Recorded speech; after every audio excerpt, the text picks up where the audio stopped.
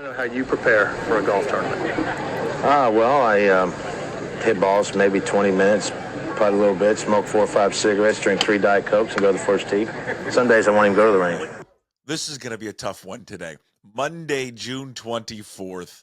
It is episode 176. It's Puck with the daily Puck Drop. We do it every single day here at pucksports.com. Of course, if you're watching on YouTube, listening on Apple, Spotify, wherever you find your podcast. You're asking, well, why is this one so tough? I'm like most of you. I don't care for Mondays. I just really don't. I just don't care for them. I don't like them. I wish we would do away with Mondays. Something I always wonder, what would you rather have off? If you did a 4-day work week, like I've got a bunch of buddies that do 4-day work weeks because they're in their little jobs with I'm trying to think of the damn word, tech jobs, where they can work 4 days a week. And I always ask them, most of them take Friday off. And I was like, why Friday? See, I kind of like working on Friday. Friday's kind of a throwaway day anyways. No one really does anything, so you don't have to do much on Friday. I would take Monday off every single time. Monday, you start on Tuesday. Damn it, you're one day halfway through the work week and you're done. So why do I not like Monday? Well, I don't know. Don't most people not like coming into work or doing anything on Mondays? But it's not. I don't like Mondays. 2, I'm tired of all weekend long. We're at baseball tournaments all weekend long, and I'm just exhausted. 3, it's the first day of summer break for the kids, and I'm envious, and I'm a little jealous of these sons of guns. They get to sit there and sleep in all day long. And then I'm wondering, why can't we, as adults, why can't we get summer break? I know we get to take vacation. I'm just saying, why wouldn't you like to go back in time, dear adult, right now and be able to sleep in a little bit and have a summer break for 3 months? Wouldn't that just be nice? And you didn't have to do anything. Now, I'm complaining about doing this job, and this is the easiest gig in the world. Not like some of you all who have like real jobs and like have to really do work.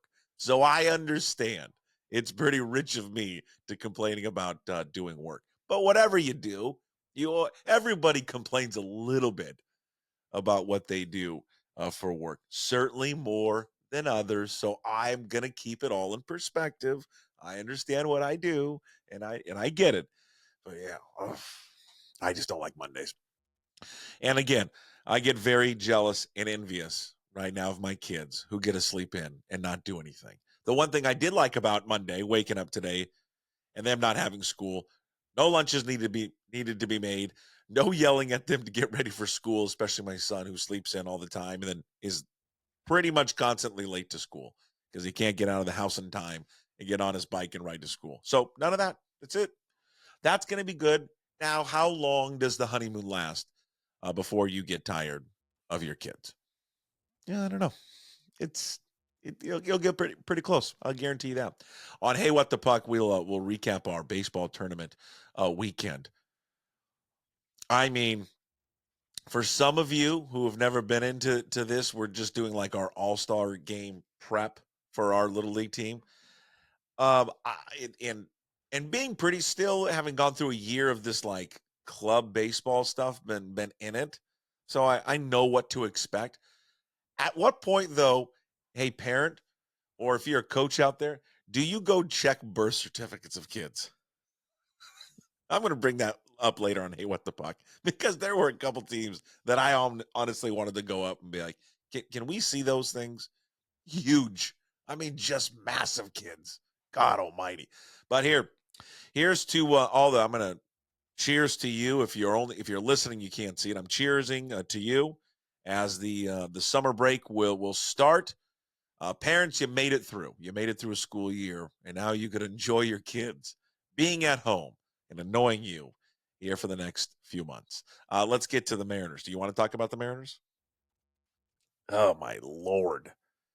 How do you lose a series against the worst team in the National League? Scott Service, after the game, courtesy there of Root Sports, talking about the performance of his starter, Bryce Miller. Obviously, the fastball hasn't had the same hop on it, same kind of just ride that we're so used to having with him, where there's a lot of swing and miss. The ball's popped up a lot. It just hasn't been happening here. It'll be there for an outing and not there for an outing. So again, young pitcher. Certainly, we lean on these guys so much to just keep us in the game. And today, we were behind the 8 ball right out of the Yeah, he right out of the chute there is what he said there at the end. He's right. I mean, they do lean on these guys so much. You know, this is the one bugaboo with this baseball team. I mean, the greatness of it is, as we all know, as we watch and we listen and we read and we follow this team, is from a overall 1 through 5 pitching performance. They're great. The problem with them is that they have these starters almost every game have got to be so fine and so damn perfect. And it's hard for them to be that way. And if they have any bit of a slip up in a game or don't perform well, then they'll get beat. And I think there's a lot of pressure that they probably collectively as a group put on themselves, knowing that they've got to be so good. For Bryce Miller, I mean, his last 5 starts, he hasn't pitched well. He's got an ERA of 4.88. Hasn't been god awful. I mean, I think it is kind of highlighted only here by about last 2 starts. I mean, that start against Miami and then the start against Kansas City, but sandwiched in between there. I mean, Cleveland, he allowed 2 earned runs in 5 2/3. That was fine. The White Sox, again, it's the White Sox. I know he went 7, didn't allow a run. The Angels didn't allow a run in 6 innings, but again, it's the Angels and the White Sox. Now, when you face teams, or at least one team in Cleveland that was good, you're still fine. I mean, 2 earned runs. So I'm not going to overreact to kind of what he did or what has happened here in the last 5 starts there for Bryce Miller. But he did touch on the velocity being inconsistent or being a little bit down. I think that's going to be something to kind of monitor a little bit here with Bryce Miller moving forward. Kind of see where that is, that up and down velocity that he has had in the last few games. No doubt it's bears worth paying attention to, just to kind of see where he is at. We know, I was going to ask Bill Kruger about it today. No, Bill Kruger today, he's got his celebrity golf tournament for his foundation today over at Snoqualmie Ridge. So we'll catch up with Bill next week. But Jim Duquette will be with us today as well, which will release that episode coming up a little bit later. And then, of course, we'll have Divish coming up on Wednesday. So we'll get more there on Bryce Miller. But overall, just a terrible series there for the Mariners. And really at the worst possible time, because here they come. Here comes Houston, and here comes Texas. And right now, in which you had, I mean, it was like a blink of an eye that you had a 10-game lead in this series. And now that lead is dwindled down to 6 over Houston, 6.5 there over the Texas Rangers, who just got Max Scherzer back, who made his debut. He looked phenomenal. The Astros just swept the Orioles. They're looking great. Alex Bregman is starting to turn around, who was terrible in the beginning of the season. Now he's not terrible anymore. So they better get it turned around. And again, they still have got a fairly comfortable lead. But I think we've been saying this all along, that we never thought that either of those teams would truly go away. And they're just not going to go away at all. They got unlucky yesterday in that game. I mean, that second baseman made a hell of a play on Julio's shot with the bases loaded. I mean, he probably makes that once, twice out of 10 times. Made a great play. That gets through. We're tied. And then, of course, we have a little bit of a different feeling if they are able to win that game of how it went. They didn't play great. They weathered the storm, and they're fine. But they did not. They did not, and they just didn't play good baseball. The Saturday game was the only one, obviously, that they played great, and that was Logan Gilbert was just dominant. And Logan's been dominant all season long, a 2.71 ERA. I know we're going to nitpick, and ultimately, as they protect guys, I get it. And I know, and he said it afterwards, if it was a closer game, he would have thrown him out there. But come on, man. These guys, they all still take pride, do these pitchers, in pitching a complete game shutout. And he was at 92. You're up 9-0. Let him go out there and finish at service. Come on. Just let him go out there and do it. The Friday game, man, I don't Canzone's been hitting the ball a little bit better of late, and he's kind of adjusted his swing. But how does a guy score from second on a ball to the left field like that? I mean, how does that happen? How can you not make that throw home and get the runner out? That was bad. Major league left fielder has got to make that play at home. That is just a brutal way to lose a game. And I watched that highlight several times, and when the ball dropped in, I'm thinking, there's just no way they're going to send it. There's no way he's going to get home, and he did. Yeah, that was just an awful way to lose for sure there on Friday. Their road woes continue. It's not really shocking, just because they are built on their strong pitching, and obviously they get an advantage when they pitch at T-Mobile because of the ballpark. But they're 18-23 now on the road, and it's something that they're pitching. And if you look at their ERA from an overall ERA, they're doubled up. They're like in the mid twos at home, and then it's mid fours on the road. So they're not getting the same quality starts and production from their starters and all their pitchers. They're on the road like they're getting at home.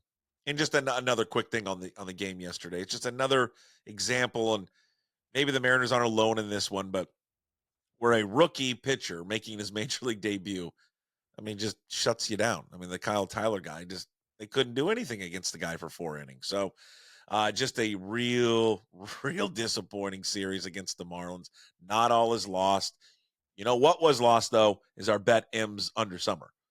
Because they went 1-2 in that series against the Marlins. So now on the season, 23-26-2. Total tonight is 7.5. Brian Wu will get the ball. Oh, my God, hold on. Brian Wu gets the ball. I almost forgot that. God, I love that. Our guy Wu against Taj Bradley, and then it's going to be Castillo against Little there on Tuesday, and then Wednesday, George Kirby will get the ball.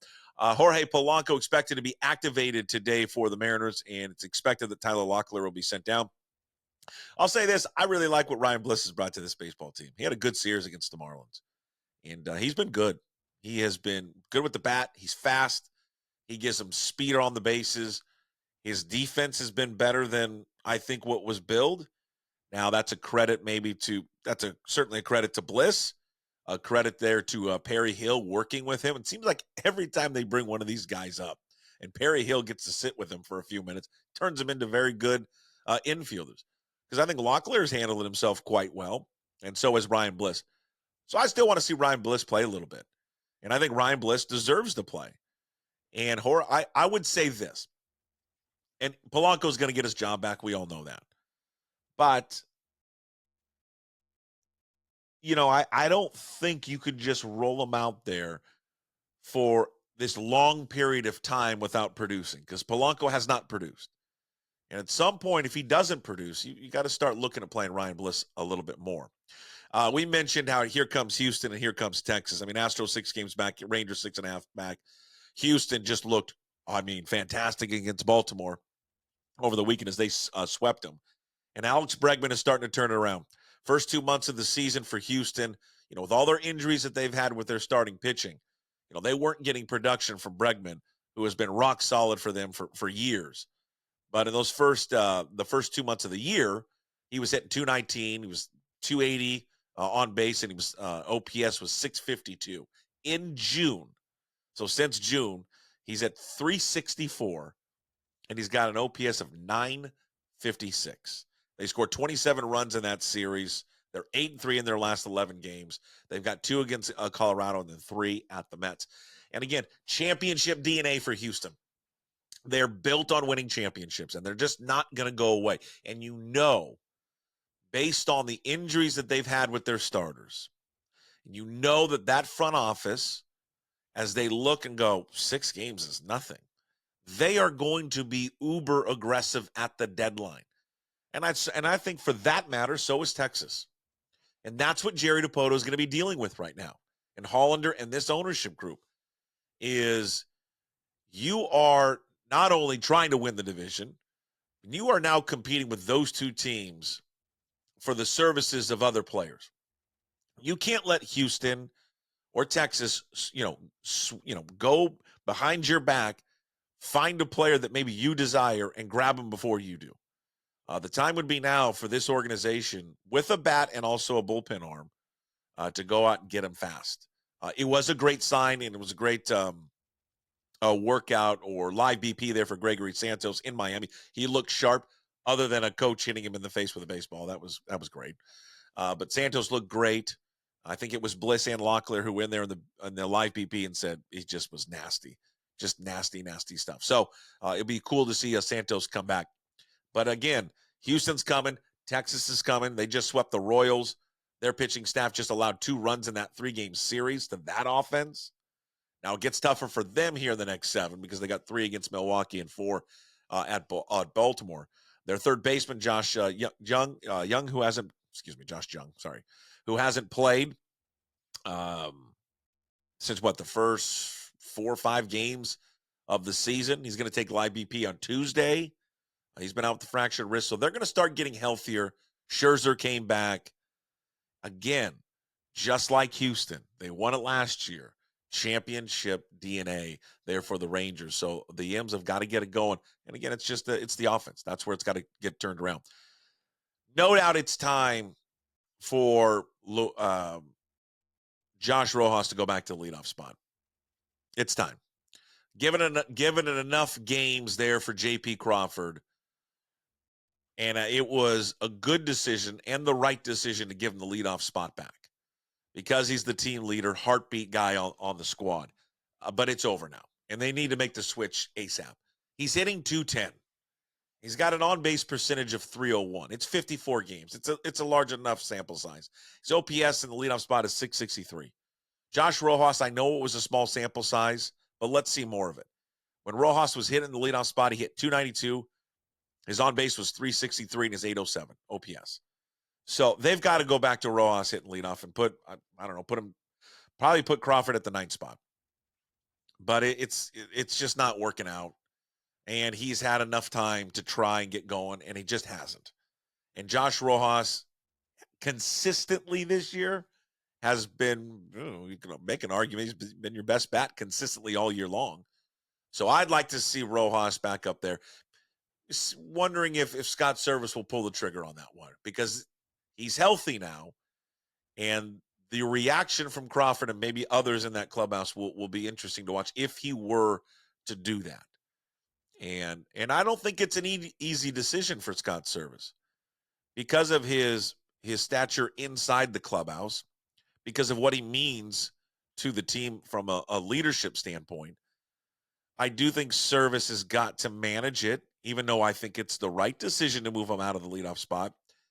But he's got to manage that personality, and he's got to manage the emotion that Crawford will have when he walks in that clubhouse and sees his name not on that lineup card hitting leadoff. Now, I mean, it's not like he's going to walk in there and see it. He's going to have a conversation with him. But it is a problem. It's a problem.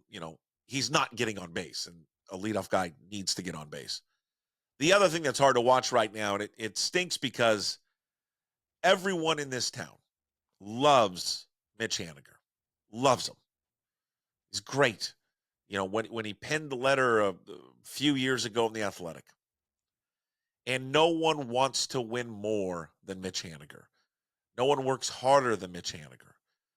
But it's a tough watch right now. It really is. And the solution is you can't run him out there anymore. You just can't. He's hitting .213 with an OPS of .608 right now. He's only had really a 3-week stretch of playing good baseball. And that was his first 17 games of the season when they were rolling him out there. And he was the only thing that was offensively that was doing anything. Those first 17 games, his OPS was .882, and he was hitting .300. Since that start for Mitch Haniger, he's hitting .184. He is slugging .274 right now, and his OPS is .520. They can't play him in right field anymore, and I'll be honest with you, they can't DH him anymore. They just can't. They have got to find other solutions immediately. And those solutions are Luis Robert Jr.'s number 1 on the list. They've got to go out and probably overspend to go get that guy and put him in right field. That is right now the two biggest needs. They need another bullpen arm. They need to find a right fielder ASAP and replace Mitch Haniger. And it sucks because he's everything you want in a teammate and a ball player and someone that represents your organization. But it's not a slow decline. It's a steep decline, and it's every time he runs out there, it's just not working out for him. Over to golf here real quick before we move on to Hey What the Puck. Sahale, that's my applause. I wish I had an applause button. Sahale, you showed out. That clap really didn't come over quite well on the microphone, did it? Sahale showed out. Congratulations to Amy Yang for winning it. The real winner of the whole thing was the golf course and the area. And I just hope officials and people at the PGA Championship were watching. You got to bring it back. You can make that course tough, even though that the length, you can't tip it out. I think it's about 7,000. I think you can stretch it out. I don't know. Someone can reply to me on that one if I'm incorrect, because I probably am. But I don't know if you can tip it out much longer than that. But the defense of that place, you can make those greens lightning fast, which they did. You can grow the rough. Obviously, it's just so tree line focused that if you get off, it's hard to just pound that ball everywhere because you can be in deep rough and you're in the trees. But it is a wonderful golf course with beautiful sight lines. It's great for the audience and the fans to walk around. And it's just it's the best course that we have in this state to host something like this. And I hope the members at Sahale, which I'm sure they're probably a little resistant to having something that's a regular one, because you have to shut the course down and the members can't use it. And I get it. It's a pain in the ass. But at least having a PGA Championship come back. Hell, have a U.S. Open come there. I think it would be a great test for a U.S. Open. It really would. You can, I mean, this PGA Championship for the LPGA played like a U.S. Open. But I hope I want Sahale themselves to be aggressive to try and get the PGA, whether it's a regular event or to get the championship or a U.S. Open to come back here, because it's phenomenal and it looked beautiful on TV. And congrats to the Sahale Country Club. And congrats to everyone that put that event on. It was just it looked great on TV, Golf Channel, and NBC and Peacock and all that. All right, we wrap up with Hey What the Puck. A couple of golf notes. Hey, climate protesters, the 18th green of the Travelers, you dorks. No one cares. You idiots. They should have had all those drunk patrons on 18, that Northeasters, just beat the living crap out of those guys. And you know what? They'll never do it again. You want to prevent idiots from running onto a green or protesting something like that and getting in the way where the players were scared. Think about this too. And I wonder if these protesters understand that. I get it. You're trying to get your message out. Do you ever take into account like the players who are out there doing their job? That one guy was like, I'm scared for my life. He has no idea who you guys are. And you're running out on the green with like a smoke bomb. He thought it was a bomb. You guys are idiots. Just complete jackasses. No one's ever going to get your message when you do something like that. They should have just publicly beat the shit out of them right there. And that group would never do it again at a sporting event. If you just let the patrons or the fans, thinking it's Augusta, just beat them in nonsense. They would never again. Scotty Scheffler wins again. His just ridiculous. 6th win of the year, most since Tiger Woods in 2009. Just, the guy's a cyborg and an absolute machine. Other golf news, John Rahm complaining about the drone. I don't know if you guys saw this, the drone that was flying above him as he was hitting his shot there at the Nashville Live tournament, and he's just swearing up a storm and all mad and like I'm tired of dealing with this all year. But this is what you signed up for, man. And I know he is 100% has buyer's remorse for joining Live. Now, he probably looks at his bank account and goes, well, I have $600 million, so maybe not that much. If he can reverse it right now, snap his finger, go back, not sign with Liv, he would do it right away. He's miserable there. He's absolutely miserable, and his game's miserable. But it's always the old cliche. Be careful what you wish for, and the grass is always greener on the other side. And money truly, at the end of the day, can't buy you full happiness. And for John Rahm, it has not. Over to baseball, and hey, what the puck? Edwin Diaz, sticky substance on his hands, ejected. He claims, no, it was just sweat, dirt, and rosin. He gets a 10-game suspension. If you looked at it, it looked like he had black tar on his hands.